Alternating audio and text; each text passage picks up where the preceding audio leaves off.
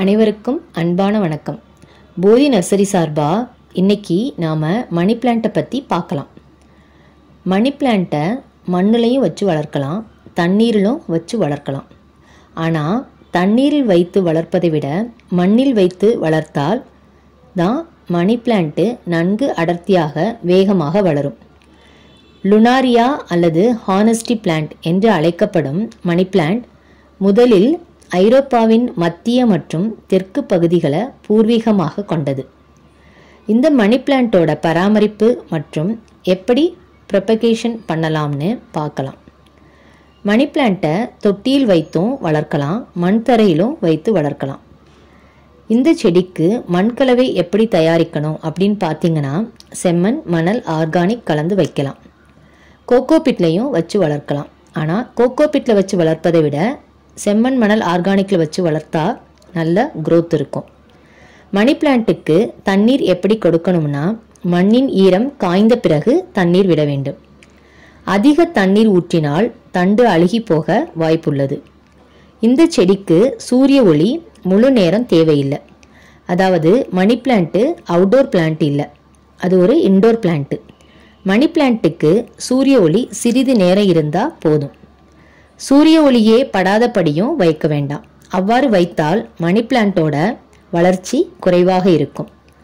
சூரிய ஒளி மணி பிளான்ட்டில் அதிகமாக படும் பொழுது இலைகள் காய்ந்து போகும், மணி பிளான்ட்டின் வளர்ச்சி பாதிக்கப்படும். ஆகவே மணி பிளான்ட்டுக்கு லேசான சூரிய ஒளி போதுமானது.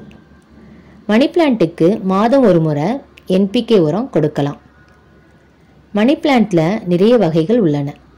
மணி பிளான்ட்டுக்கு வளர்ந்து வரும் பொழுது ஸ்டிக் வைத்து ஏற்றி விடலாம் அல்லது கயிறு கட்டி சுற்றி விடலாம். சில வீடுகளில் மரம் இருந்துச்சு அப்படின்னு பார்த்தீங்கன்னா, அந்த மரத்துலையும் நாம் படர விடலாம். அப்போது மணி பிளான்ட்டு இலைகள் பெரியதாக வளரும். ஏன்னா மரத்தின் சத்தையும் எடுத்துக்கொண்டு மணி பிளான்ட்டு வளர்ந்து வரும். அது பார்ப்பதற்கு மிகவும் அழகாக இருக்கும். மணி பிளான்ட்டை எப்படி ப்ரொபகேட் பண்ணுறது அப்படின்னு பார்த்தீங்கன்னா, செடியை கட் பண்ணி வைக்கணும். கட் பண்ணும் பொழுது மணி பிளான்ட்டில் நோடு பக்கத்தில் கட் பண்ணணும். அதாவது நோடுனா கணுப்பகுதியாகும். தொட்டியில் மணி பிளான்ட்டை பதியம் வைக்கும் பொழுது தண்டு மற்றும் கணு மண்ணிற்குள்ளும் இலை மண்ணிற்கு மேலும் இருக்கும்படி வைக்கணும். பதியம் வைத்து ஒரு வாரம் நிழலில் வைக்கணும்.